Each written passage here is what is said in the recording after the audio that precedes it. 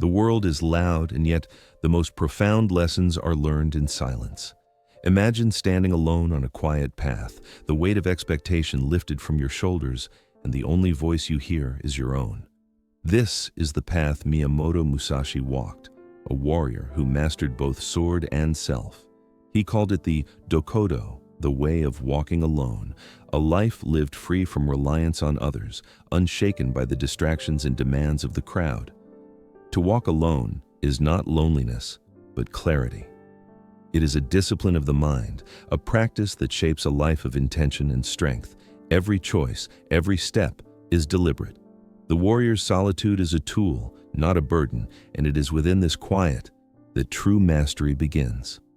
Chapter 1. The Awakening. Kenji was a man of quiet ambition, though few would have noticed it at first glance. He had grown up surrounded by noise, colleagues pushing him to achieve more than yesterday, friends offering constant advice, a society dictating what a successful life should look like. Yet, no matter how much he accomplished, a persistent emptiness lingered, as if every victory was only a shadow of something deeper he had yet to discover. One evening, worn and restless, he stumbled upon Musashi's Dokkodo. The words struck him not as distant philosophy, but as a mirror reflecting his own restless mind. "Accept everything just as it is," Musashi wrote. "Do not seek pleasure for its own sake. Do not depend on others." Kenji realized that all his attachments, his constant seeking for approval, recognition, and comfort, were chains he had placed on himself, invisible yet binding. That night, he felt a subtle shift, a quiet spark that would grow into the path he was about to walk alone. Chapter 2. The First Steps. Walking alone is not merely the act of physical isolation, it is a rigorous discipline of the mind and spirit. Kenji began with small, non-negotiable routines that demanded no external validation. Each morning, before the city awoke, he rose and sat in silence, observing his thoughts as clouds passing over a clear sky. He cut away distractions, social media, unnecessary conversations, and the habitual need to compare himself to others. Each act, no matter how simple, was a tiny surrender to autonomy, a conscious step toward clarity. And yet, the internal struggle was formidable. The mind rebels when comfort is removed, when the familiar noise of the world is silenced. Doubts arose. He questioned whether solitude was worth the effort, whether independence would leave him hollow. But he pressed on, guided by Musashi's principle. Self-reliance is the foundation of true freedom. Chapter 3. Confronting the Mirror. The path of walking alone forces confrontation with the self, unfiltered and unrelenting. Kenji began to notice the patterns he had carried for decades: fear of failure, desire for recognition, the subtle anxiety of comparison. Musashi had written, "Do not fear death, do not seek to own all things, do not cling to life or wealth." These were not rules to follow mechanically, but mirrors reflecting the attachments that clouded judgment and diluted action. Kenji began to observe his emotions without judgment, recognizing impulses without surrendering to them. In the quiet, he encountered the raw contours of his character, the strengths, the flaws, the unacknowledged fears. The process was uncomfortable, sometimes painful, but necessary. Walking alone meant facing the unvarnished truth of one's own mind, and in that confrontation, he found the seeds of strength. Chapter 4. Presence in Solitude. True mastery emerges not from avoiding the world, but from engaging it from a place of inner stillness. Kenji began to integrate moments of presence into his daily life. In meetings, he listened fully, without the urge to react hastily. In conversation, he spoke only what was necessary, measured and deliberate. Walking through the city streets, he felt each step, each breath, as if he were the only person alive.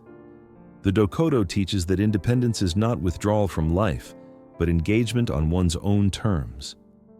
Musashi had walked alone in battle and in thought. His solitude was not escape, but strategy. Through these small, deliberate acts, Kenji discovered the subtle power of this discipline: freedom from distraction, clarity of purpose, and a calm that could not be disturbed by chaos or expectation. Chapter 5. Discipline as Transformation. Over time, The practice of walking alone reshaped Kenji's identity. He no longer measured himself by the expectations of others. He measured himself by his own standards, his own sense of integrity and strength. The emptiness he once carried was replaced by something quieter and deeper, a confidence born from the unbroken practice of self-mastery. Challenges continued to arise, as they always do, but he met them with measured calm rather than panic or impulse. Musashi had written that true strength comes not from relying on others or external forces, but from depending fully on oneself. This principle, once abstract, had become a living truth. Kenji discovered that solitude and independence do not isolate, they empower, revealing a strength rooted in clarity, discipline, and self-reliance. Chapter 6. The Lessons of Walking Alone. Walking alone is more than an act. It is a lens through which the world is understood. Kenji learned that every choice, every minor daily habit, every conscious restraint was a brushstroke in the portrait of his character. The silence he cultivated was not emptiness, but a canvas upon which awareness, discipline, and presence could unfold. Musashi's wisdom echoed in these quiet moments. Mastery is cultivated through relentless attention to the small, deliberate actions of life. Kenji realized that independence is not a state of being, but a practice reaffirmed every day. It is not found in isolation, but in the measured, deliberate engagement with life on one's own terms. Chapter 7. Embodying the Path. In the end, the path is always solitary, yet it is not lonely. It is a deliberate journey into the self, guided by the wisdom of those who walked before and disciplined by principles that endure. Kenji's life had transformed not through spectacle or external validation, but through the quiet accumulation of focused, disciplined practice. Those who dare to walk alone discover a strength that cannot be taken, a calm that cannot be disturbed, and a life that is unmistakably their own. Solitude is not withdrawal, but empowerment. Independence is not absence, but clarity. And walking alone with purpose and discipline is perhaps the most profound path a person can take. A path where the mind is still, the will is unbroken, and the self is fully realized. Chapter 8. The Way Forward.